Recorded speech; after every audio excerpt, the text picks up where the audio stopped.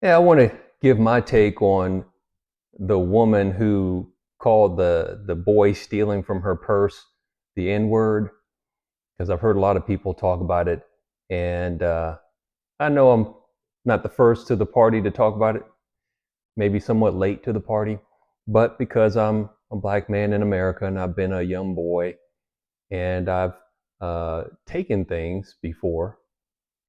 That's one of the 10 commandments that I've broken when I was younger. And so I want to comment on that. There's some people I respect on both sides of the issue, and I just want to give my take. One of the people I respect is Mark Dice, and he has said in his videos that he just kind of lumps it up into being some sort of a excited response, an angry response, a reflex, a knee-jerk reaction that someone would say when they're upset. No different than calling the little boy a punk. Punk and the N-word to me are not the same thing. Steven Crowder said it may have triggered some people if she used the word criminal, if she called the boy a little crook or a thief, because that could be racially triggering for some people. To me, that would be racially triggering if you consider yourself to be a thief. Uh, I don't think the woman would have called a little white boy the N word. So she went out of her way to use that word. And I also don't think you have an excited utterance using words that you wouldn't use otherwise. I got to tell you, as a black man, I'm not for the double standard that, hey, we don't want white people using that, but we can use it. No, I don't use it at all. So it wouldn't be an excited utterance for me. If I happen to leave my garage door open and there was a little black boy that came into the garage and I caught them trying to steal something from the garage, like my bike or some tools or my car keys, the first thing out of my mouth would not be to call them the N word um, or anything. I'd probably just say, get out of here.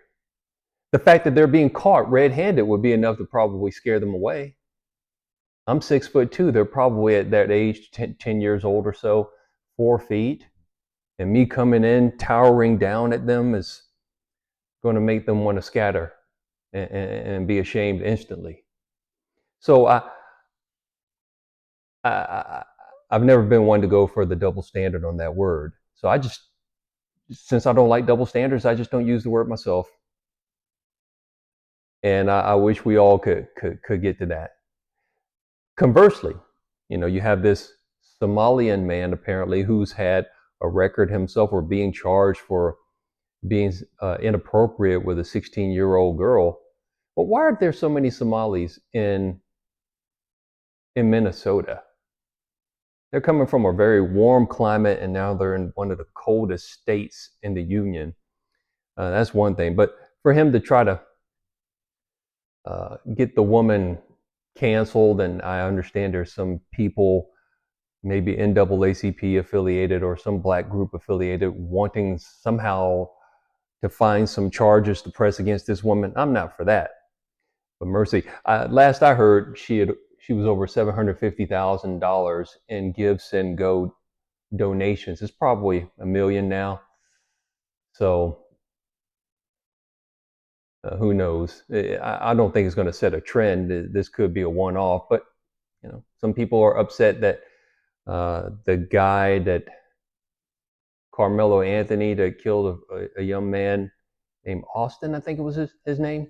The only reason I remember Carmelo Anthony is because there's a famous basketball player named Carmelo Anthony, spelled differently, but that's the only reason I remember his name. But maybe this is payback for that.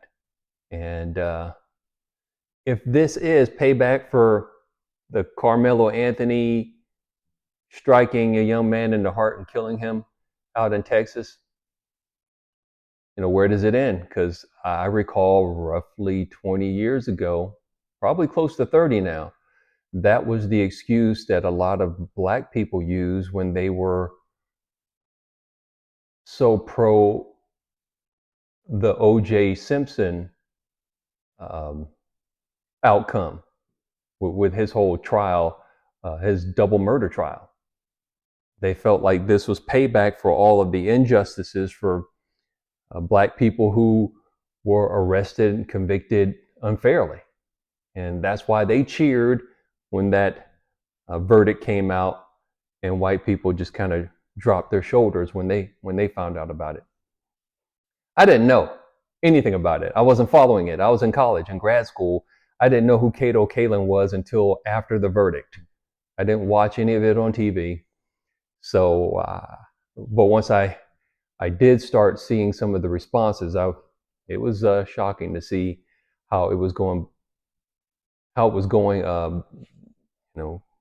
in a mostly black crowd versus a mostly white crowd.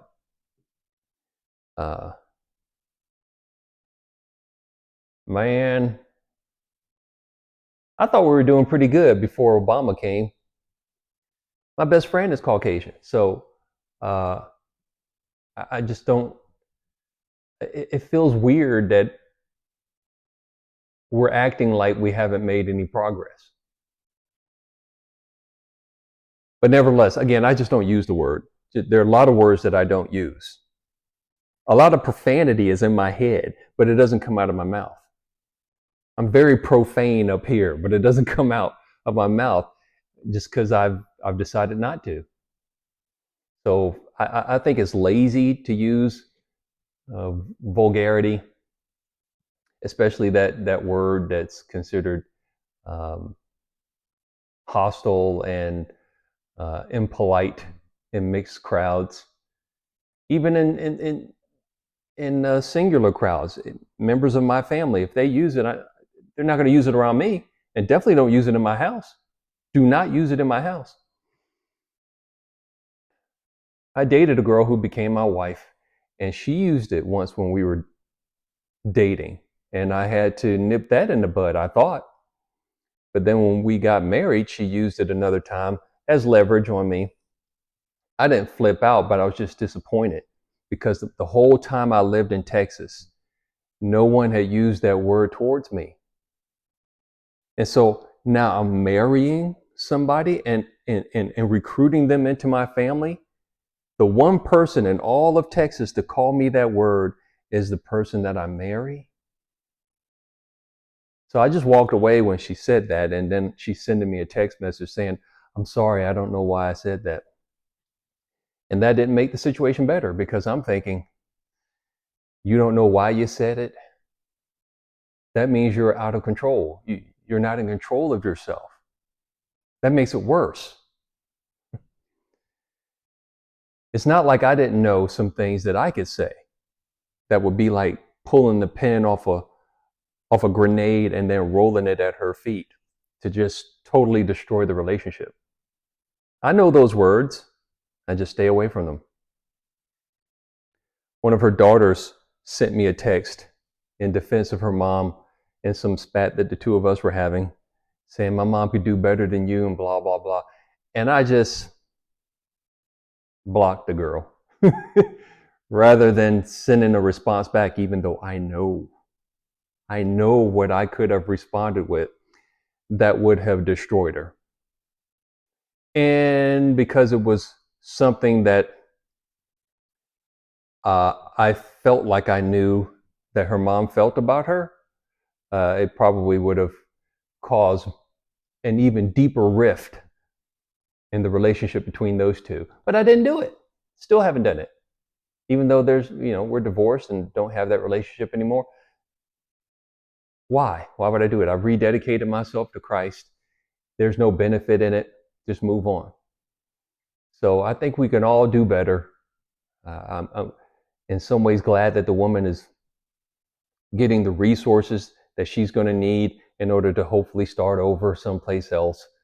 I can only imagine. I mean, she can't afford personal security, and this stuff is blown up nationally, and how people want to dox folks and make their lives complicated. Perhaps she can do this and go someplace else. It's interesting that the Somalian guy has charges against him for being inappropriate with a minor, why is he around? Why is he in a child's park anyway? Maybe he has children, I don't know, but that just seems suspicious.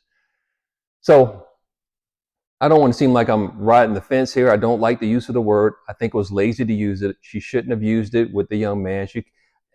I'd have more sympathy if she had actually used the word thief or criminal or dummy. Get out of here, you dummy. Stop trying to rob me, you fool, or something. But, had to bring out the N word, use the race card, and was unapologetic about it, flipping off the camera, and some people cheering for that. If you're a white person and you're cheering for that, maybe now you can understand why black people were cheering for OJ. I wasn't one of them. Didn't care about OJ. I actually couldn't understand why it was such a big deal. Like, for people in my age or younger, I'm like, why do we care about OJ? But anyway, that was my take on it. That's all I have to say for now. And I'll talk to you in the next one. Bye-bye.